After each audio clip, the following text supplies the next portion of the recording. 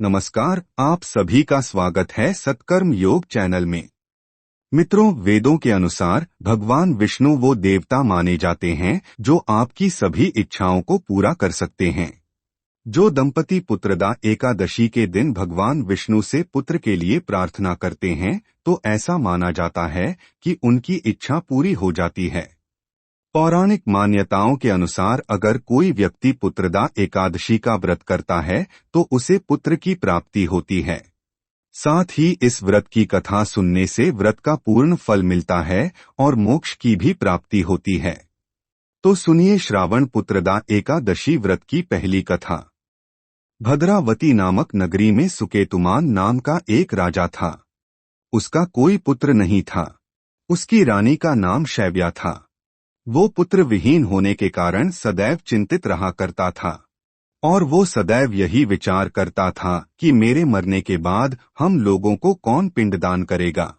बिना पुत्र के पितरों और देवताओं का ऋण मैं कैसे चुका सकूंगा। जिस घर में पुत्र न हो उस घर में सदैव अंधेरा ही रहता है। और राजा यही सोचकर हताश होकर अपने राज्य के सभी सुख सुविधाओं को छोड़कर घने जंगलों में चला गया। कई दिनों तक जंगल में भटकने के बाद एक दिन वो प्यास के मारे अत्यंत दुखी हो गया और पानी की तलाश में इधर उधर घूमने लगा। थोड़ी दूरी पर राजा ने एक सरोवर देखा। उस सरोवर में कमल खिले थे। उसमें सारस, हंस, मगरमच्छ आदि विहार कर रहे थे। उस सरोवर के चारों तरफ मुनियों के आश्रम बने हुए थे। उसी समय राजा के दाहिने अंग फड़कने लगे।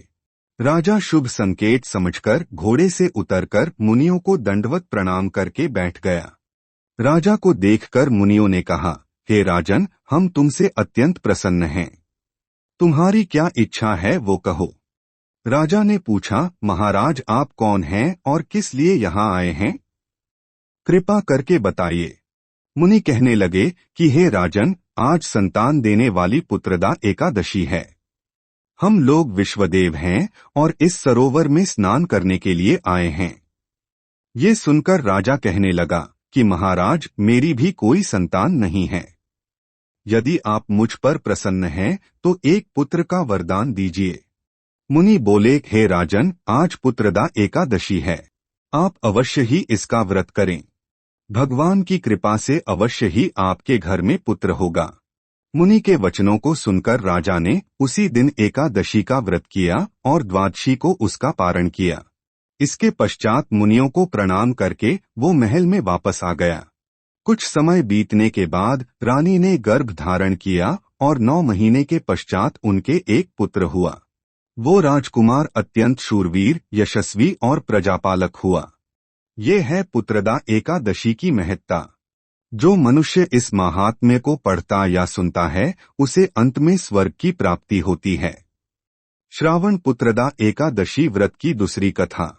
श्री युधिष्ठिर भगवान कृष्ण से पूछते हैं कि हे भगवान, श्रावण शुक्ल एकादशी का क्या नाम है? ये व्रत करने की विधि तथा इसका महात्म्य कृपा करके कहिए। मधुसूदन कहने लगे कि इस एकादशी का नाम पुत्रदा है। अब आप शांतिपूर्वक इसकी कथा सुनिए। इसके सुनने मात्र से ही वाजपेयी यज्ञ का फल मिलता है। द्वापर युग के आरंभ में महिष्मती नाम की एक नगरी थी जिसमें महीजित नाम का राजा राज्य करता था। लेकिन पुत्रहीन होने के कारण राजा को राज्य सुखदायक नहीं लगता था। उसका मानना था कि जिसके संतान ना हो उसके लिए ये लोक और परलोक दोनों ही दुखदायक होते हैं। पुत्र सुख की प्राप्ति के लिए राजा ने अनेकों उपाय किए, परंतु राजा को पुत्र की प्राप्ति नहीं हुई। वृद्धावस्था आती देखकर राजा ने प्रजा के प्रतिनिधियों को बुलाया और कहा, हे प्रजाजनों, मेरे खजाने में अन्याय से उपार्जन किया हुआ धन नहीं है। न मैंने कभी देवताओं तथा ब्राह्मणों का धन छीना है। किसी दूसरे की धरोहर भी मैंने नहीं ली। प्रजा को पुत्र के समान पालता रहा। मैं अपराधियों को पुत्र तथा बांधवों की तरह दंड देता रहा। कभी किसी से घृणा नहीं की। सबको समान माना है। सज्जनों की सदा पूजा करता हूँ। इस प्रकार धर्मयुक्त राज्य करते हुए भी मेरे पुत्र नहीं हैं। सो मैं अत्यंत दुख पा रहा हूँ। इसका क्या कारण है? राजा महीजित की इस बात को विचारने के लिए मंत्री तथा प्रजा के प्रतिनिधि वन को गए। वहां बड़े बड़े ऋषि मुनियों के दर्शन किए। राजा की उत्तम कामना की पूर्ति के लिए किसी श्रेष्ठ तपस्वी मुनि को देखते फिरते रहे। एक आश्रम में उन्होंने एक अत्यंत वयोवृद्ध धर्म के ज्ञाता, बड़े तपस्वी, परमात्मा में मन लगाए हुए निराहार, जितेंद्रिय, जितात्मा, जितक्रोध, सनातन धर्म के गूढ़ तत्वों को जानने वाले, समस्त शास्त्रों के ज्ञाता महात्मा लोमश मुनि को देखा, जिनका कल्प के व्यतीत होने पर एक रोम गिरता था। सबने जाकर ऋषि को प्रणाम किया। उन लोगों को देखकर मुनि ने पूछा कि आप लोग किस कारण से आए हैं? निसंदेह मैं आप लोगों का हित करूंगा। मेरा जन्म केवल दूसरों के उपकार के लिए हुआ है, इसमें संदेह मत करो। लोमश ऋषि के ऐसे वचन सुनकर सब लोग बोले, हे महर्षि, आप हमारी बात जानने में ब्रह्मा से भी अधिक समर्थ हैं, अतः आप हमारे इस संदेह को दूर कीजिए। महिष्मतीपुरी का धर्मात्मा राजा महीजित प्रजा का पुत्र के समान पालन करता है, फिर भी वो पुत्रहीन होने के कारण दुखी है। उन लोगों ने आगे कहा कि हम लोग उसकी प्रजा हैं, अतः उसके दुख से हम भी दुखी हैं। आपके दर्शन से हमें पूर्ण विश्वास है कि हमारा ये संकट अवश्य दूर हो जाएगा, क्योंकि महान पुरुषों के दर्शन मात्र से अनेक कष्ट दूर हो जाते हैं। अब आप कृपा करके राजा को पुत्र होने का उपाय बतलाएं।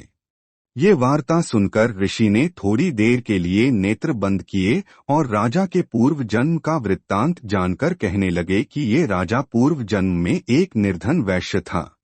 निर्धन होने के कारण इसने कई बुरे कर्म किए। ये एक गांव से दूसरे गांव व्यापार करने जाया करता था। एक समय ज्येष्ठ मास के शुक्ल पक्ष की द्वादशी के दिन मध्याह्न के समय वो जबकि 2 दिन से भूखा प्यासा था, एक जलाशय पर जल पीने गया। उसी स्थान पर एक तत्काल की ब्याही हुई प्यासी गौमाता जल पी रही थी। राजा ने उस प्यासी गाय को जल पीते हुए हटा दिया और स्वयं जल पीने लगा। इसीलिए राजा को ये दुख सहना पड़ा।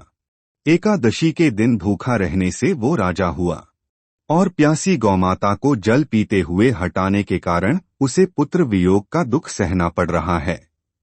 ये सुनकर सब लोग कहने लगे कि हे ऋषिवर, शास्त्रों में पापों का प्रायश्चित भी लिखा है, अतः जिस प्रकार राजा का ये पाप नष्ट हो जाए, आप ऐसा उपाय बताइए।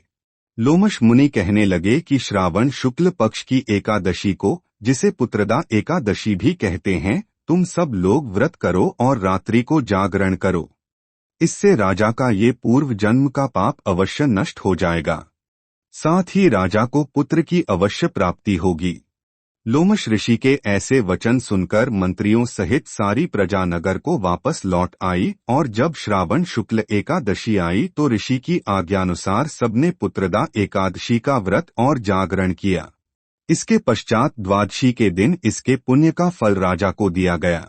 उस पुण्य के प्रभाव से रानी ने गर्भ धारण किया और प्रसव काल समाप्त होने पर उसके एक बड़ा तेजस्वी पुत्र उत्पन्न हुआ।